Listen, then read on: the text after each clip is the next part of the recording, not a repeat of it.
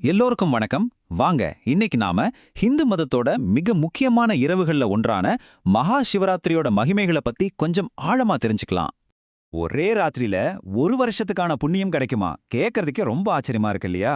ஆனா புராணங்கள் அப்படிதான் சொல்லுது. ஒரே ஒரு நாள் இரவு செய்யற வழிபாடு ஒரு வருஷம் முழுக்க செஞ்ச புண்ணியத்தை கொடுக்கும்னா அந்த ராத்திரி எவ்வளோ சக்தி வாய்ந்ததா இருக்கணும். வாங்க அதோட ரகசியங்களை ஒவ்வொன்னா பார்க்கலாம். சரி, முதல்ல மகா சிவராத்திரி. இந்த பேரை நாம வருஷம் வருஷம் கேக்குறோம். ஆனா இதுக்கு உண்மையான அர்த்தம் என்ன? மத்த ராத்திரிகளுக்கும் இந்த ராத்திரிக்கும் என்ன வித்தியாசம்? அத முதல்ல புரிஞ்சுக்கலாம். மகா சிவராத்திரி இதோட நேரடி அர்த்தமே சிவனுக்கான மகா பெரிய இரவு அப்படிங்கிறது தான். ஒவ்வொரு வருஷமும் மாசி மாசம் தேய்பிறையில வர 14வது நாள் இரவு, அதாவது சதுர்த்தசி திதியில தான் இந்த புனித இரவு வருது. இந்த முழு இரவும் சிவபெருமான வழிபடுறதுக்காகவே அர்ப்பணிக்கப்பட்டிருக்கு. இது வெறும் ஒரு பண்டிகை நாள் மட்டும் கிடையாதுங்க.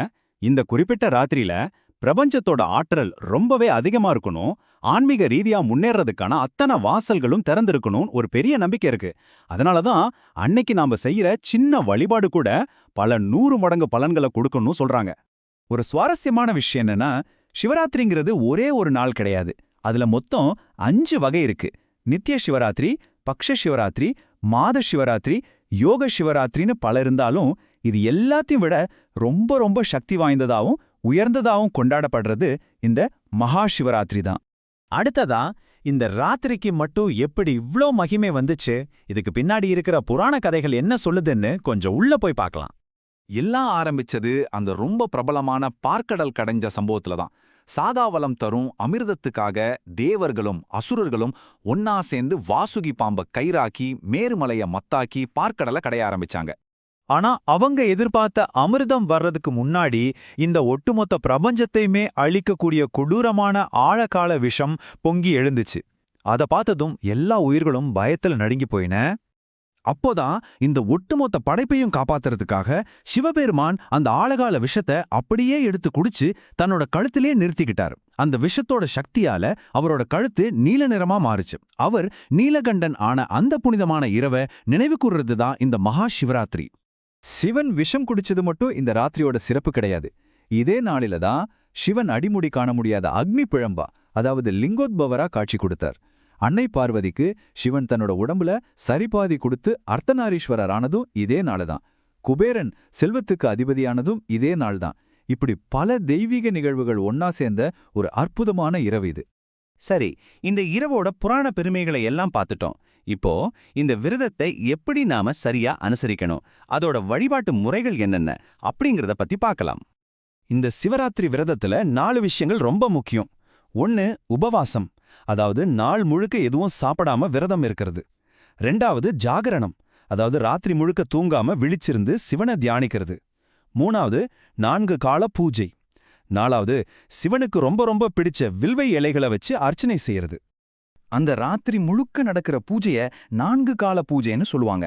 ஒவ்வொரு ஜாமத்துக்கும், அதாவது ஒவ்வொரு 3 மணி நேரத்துக்கும் சிவனோட வெவ்வேறு வடிவங்களை நாம வழிபடணும். உதாரணத்துக்கு ஜாமத்துல சோமாஸ்கந்தராவும் 2வது ஜாமத்துல தட்சிணாமூர்த்தியாவும் இப்படியே விடிய விடிய சிவனோட பல வடிவங்களை வழிபடுறது தான் இதோட சிறப்பு.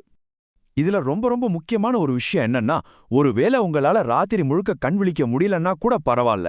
ஆனா நள்ளிரவு 12 மணியிலிருந்து அதிகாலை 3 மணி வரையிலான அந்த 3ஆம் கால பூஜையில கண்டிப்பா கலந்துக்கணும். ஏன்னா இதுதான் லிங்கோத்பவ காலம். சிவன் ஜோதிர் பிழம்பா காட்சி கொடுத்த நேரம் இதுதான். கோயிலுக்கு போக முடியாதவங்க கவலைப்படவே வேண்டாம். வீட்லயே ரொம்ப எளிமையா வழிபடலாம். மனசுக்குள்ளேயோ இல்ல சத்தமாவோ நமசிவாய மந்திரத்தை சொல்லிக்கிட்டே இருக்கலாம். சிவபுராணம் படிக்கலாம்.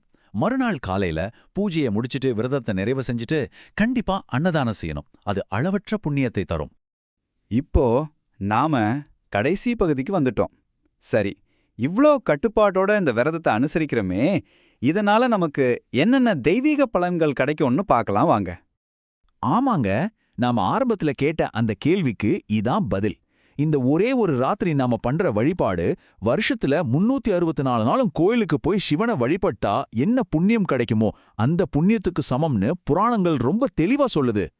இது நிறைய பேத்துக்கு தெரியாத ஒரு சித்த ரகசியம்னு கூட சொல்லலாம். மகா சிவராத்திரி அன்னைக்கு யார் கண் விழிச்சு சிவனை மனமுருக வழிபடுறாங்களோ அவங்களுக்கு அடுத்த 3 வருஷத்துக்குள்ள மகத்தான செல்வ வளம் வந்து சேரும் அப்படிங்கிறது ரொம்ப வலுவான ஒரு நம்பிக்கை. இதோட பலன்கள் 1-2 கிடையாதுங்க. நமக்கு தெரிஞ்சோ தெரியாமலோ நாம செஞ்ச பாவங்கள், கர்ம வினைகள் எல்லாம் நீங்கும். அது மட்டும் இல்லாம மரண பயம் விலகும், தீராத நோய்கள் குணமாகும், திருமண வாழ்க்கையில இருந்த பிரச்சனைகள் எல்லாம் நீங்கி நல்லிணக்கம் உண்டாகும்னு பலவிதமான நன்மைகளை இந்த ஒரே ராத்திரி நமக்கு அள்ளித்தருது. கடைசியா இந்த ஆன்றோர் வாக்கு எல்லாத்தையும் ரொம்ப அழகா சொல்லிடுது. சிவாய நமன் யார் ஒருத்தர் மனசார நினைக்கிறாங்களோ அவங்களுக்கு வாழ்க்கையில எந்த ஒரு ஆபத்தும் எந்த காலத்திலயும் வராது அப்படிங்கிறது தான் இதோட அர்த்தம். இந்த விளக்கத்தோட இறுதியில உங்களுக்கான ஒரு கேள்வி.